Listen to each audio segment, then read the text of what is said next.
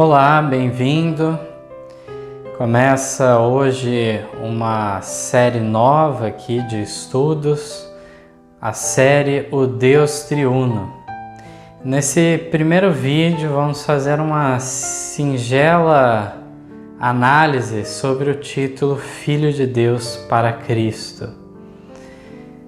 Gostaria aqui de pegar de carona uma literatura já lançada pelo movimento em 2016, que foi essa reflexão semanal. Esse material está disponível, inclusive, em sua íntegra em nosso site movimentoadventista.com.br. Tem diversos textos do Espírito de Profecia ao decorrer do ano. É uma leitura aí muito especial para quem quer se aprofundar nesse tema. E o propósito então desses vídeos, dessa série O Deus Triuno, é justamente fazer algumas análises mais curtas, separadas dos temas, assim como também posteriormente temos o plano de analisarmos o assunto da humanidade de Cristo, um assunto também muito importante, qual foi a natureza humana de Cristo. Mas tratando da divindade, e por conseguindo das três pessoas da divindade, nós estamos falando aqui, nesse primeiro tema, surge justamente a questão do porquê do termo filho para Cristo.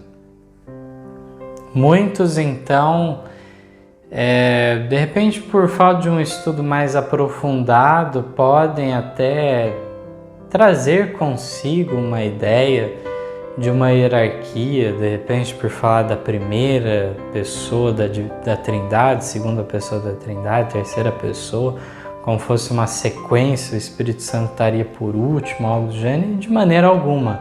Simplesmente se tem essa colocação tradicional das pessoas da divindade ou trindade para se referir à distinção de uma pessoa da outra, mas todos eles são iguais entre si.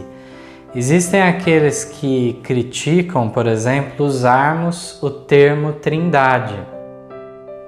Isso é católico, isso é paganismo, qualquer coisa que seja. Paganismo é outra coisa que nós vamos ver daqui a pouco.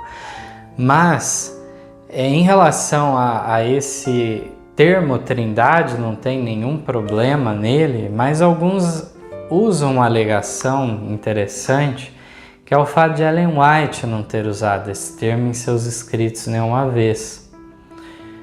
De fato, ela não usou termos mais fortes, possivelmente ela preferiu usar termos mais diretos para não ficar dúvidas, visto que há também ideias em relação à trindade equivocadas, como, por exemplo, fossem três formas diferentes do mesmo Deus, da mesma pessoa. Então, na realidade, não seria crença em três pessoas unidas na mesma natureza, caráter e propósito, mas sim uma ideia que ao decorrer da história da igreja surgiu e assim por diante, de três formas de revelação diferente de Deus, mas sendo uma pessoa só. Esse tipo de raciocínio foi rejeitado de maneira muito clara pelo estudo da Bíblia. Nós vemos de maneira clara que isso não tem uma substanciação, uma vez que é destacado tanto a unidade como a distinção do outro. Bom, em relação aos termos que Ellen White utilizou, foi trio celestial, três grandes potestades do céu, três dignatários e assim por diante, termos muito claros, né? E por outro lado, enquanto que ela não seguiu de repente a tradição cristã, de modo geral, não é só católica, mas protestante também, de falar o termo trindade, nem por isso ela estava contra, na sua forma correta, essa doutrina, visto que, por outro lado, quando ela fala do Espírito Santo, ela se refere a ele como a terceira pessoa da divindade. Olha só que curioso isso, né? Por que nessa hora ela usou a tradição que dá essa sequência? Justamente porque essa colocação de primeira, segunda e terceira pessoa vem o quê? Da fórmula batismal, falando de batizar em nome do Pai, do Filho e do Espírito Santo. Essas pessoas da divindade têm vários nomes para serem identificadas. No entanto, Pai, Filho e Espírito Santo são os termos mais conhecidos. E é justamente sobre Cristo que nós gostaríamos de falar um pouco. A revelação do porquê desse título já começa em Lucas 1,35, já um texto muito evidente sobre isso. Lá fala que o santo que de ti há de nascer será chamado Filho de Deus. Portanto, ele não era antes na eternidade, mas sim dentro do plano da redenção, cada um tomou sua função. E dentro então desse plano ele é chamado de Filho de Deus. Não só disso, como também Filho do homem, enfatizando a sua humanidade. Vemos em relação a esse tema que o texto de Lucas 1,35 já seria mais do que o suficiente. Mas vamos para um outro texto muito interessante que está em 2 Samuel, capítulo 7, versos 12 a 14. Palavras então proféticas que um profeta trouxe, e ele fala como fosse Deus dirigindo a palavra diretamente para Davi. E aqui então o texto diz assim, 2 Samuel 7, 12 até o verso 14. Quando teus dias forem completos e vieres a dormir com teus pais, então farei levantar depois de ti um dentre a tua descendência, o qual sairá das tuas entranhas e estabelecerei o seu reino. Então aqui está naquele contexto de promessas, né?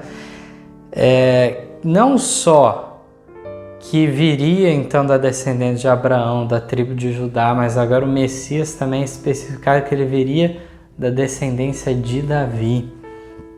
E aqui nós não podemos incorrer no erro absurdo, de repente entender que essa profecia se refere a Salomão, como alguns já tentaram interpretar, visto que o texto diz aqui, quando os dias forem completos, ele já tivesse falecido e havia um da sua descendência, das suas entranhas, para estabelecer o reino. O verso 13 fala, esse edificará uma casa ao meu nome e confirmarei o trono do seu reino para sempre. Então, por conta de falar dessa construção da casa ao meu nome, alguns querem que seja Salomão aqui. Obviamente que o texto não faz referência ao santuário terrestre, mas a consagração e ao trabalho que Cristo realizaria no santuário celestial.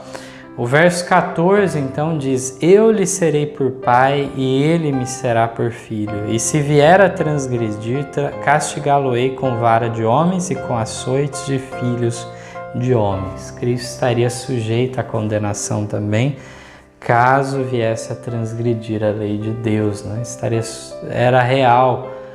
A missão de Cristo não foi um teatro, mas ele veio para ser tentado de fato e ser vitorioso. Aqui então, nessa primeira parte do verso 14, vamos destacar como não trata como sendo este que iria encarnar como ser humano, sendo Filho de Deus, lá na eternidade, na noção de entre a divindade houvesse essas distinções. Mas fala que dentro desse contexto, desse ser que viria através da descendência de Davi, o que ocorreria? Deus falando, eu lhe serei por pai e ele me será por filho, cada um tomando a sua posição. Esse relacionamento de Deus conosco, que Ele quer ter conosco, primeiro é exemplificado com Cristo. Essa reconciliação começa com Cristo, do que Deus quer fazer conosco. Um relacionamento íntimo de um pai com seus filhos, é isso que Deus deseja. Os textos de Ellen White, no Parábola de Jesus, páginas 141 e 142, Desejar de Todas as Nações, página 113, falam um pouco sobre isso. Numa outra oportunidade nós podemos ler esses textos, mas fica aí para consulta, textos maravilhosos falando sobre isso. Também vários símbolos são empregados dessa proximidade de Deus conosco, como o marido com sua esposa, né? Que a esposa é a igreja, também uma mãe pelo filho, né? Esse apego, até mais do que uma mãe, né? Pelo filho. O relacionamento que Deus, então, primeiro demonstrou através de Cristo, Ele agora quer mostrar para nós. Cristo veio nessa posição como cabeça, então, da humanidade, representante, é o segundo Adão, redimindo a humanidade. Então, em relação a tudo isso, nós encontramos essa ponte que Jesus fez, uma ponte sobre o abismo que o pecado tinha feito, que nos liga de volta a Deus. Dessa maneira, eu fico com as palavras lá de Apocalipse 21, 7. Fala: quem vencer herdará todas as coisas, e eu serei seu Deus, e ele será meu filho. Maravilhosa promessa dedicada a todos nós. Que possamos nos apropriar dessas promessas. Assim como em João 1,12 fala justamente daqueles que creem em Cristo. Esses serão, então, verdadeiramente filhos de Deus. Amém. Em nosso site vocês encontrarão estudos, notícias, dicas de saúde, além de todas as nossas lições. Participem conosco através da nossa página no Facebook e assistam todas as nossas lições através do YouTube.